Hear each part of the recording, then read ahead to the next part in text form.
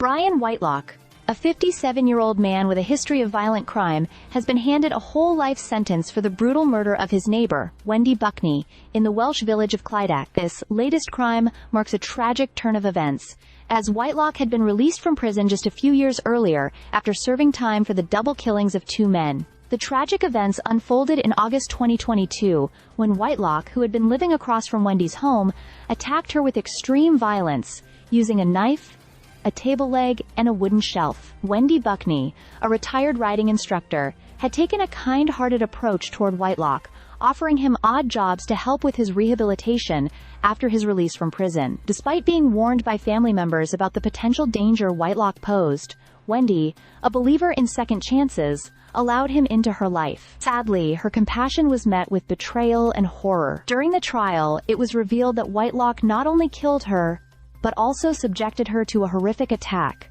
resulting in multiple injuries that left her unrecognizable.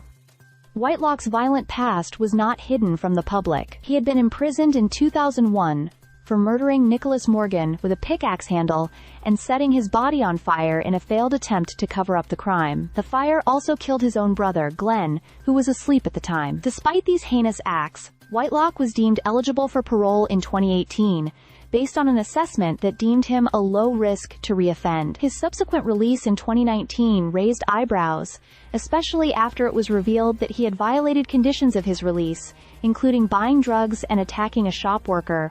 Even after his re-imprisonment, he was released once again in 2021, under the supervision of the parole board. Whitelock's return to the community, however, proved disastrous.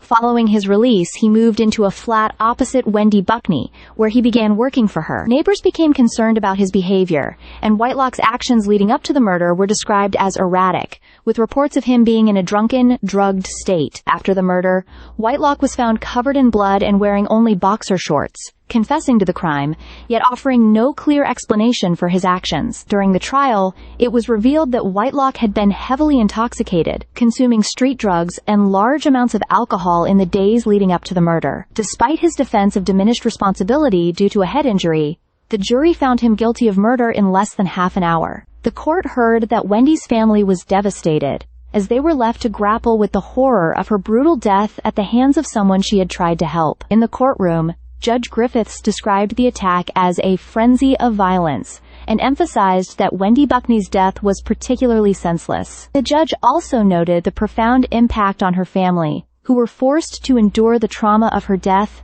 and the knowledge that Whitelock had killed someone who showed him nothing but kindness. The applause that followed the sentencing of Whitelock echoed the sense of justice that was achieved, as the judge made it clear that Whitelock would never be released from prison again. The case has raised serious concerns about the risk of reoffending by individuals with a violent past, as well as the adequacy of the parole system in assessing such risks. For the family of Wendy Buckney, however, the sentence brings some measure of closure, though the pain of her loss will likely never fade. Her sister's emotional statement underscored the irreversible damage caused by Whitelock's actions, leaving a permanent void in the lives of those who loved her. Stay subscribed for more videos.